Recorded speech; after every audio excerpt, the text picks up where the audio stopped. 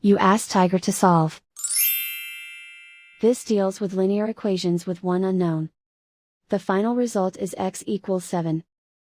Let's solve it step by step. Simplify the expression. Expand the parentheses. Simplify the arithmetic. Group all x terms on the left side of the equation. Add 2x to both sides. Group like terms. Simplify the arithmetic. Group like terms. Simplify the arithmetic. Group all constants on the right side of the equation.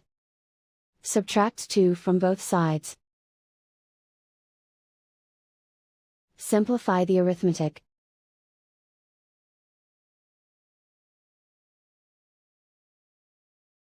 Isolate the x. Divide both sides by 4. Simplify the fraction. Find the greatest common factor of the numerator and denominator. Factor out and cancel the greatest common factor. And so the final result is x equals 7.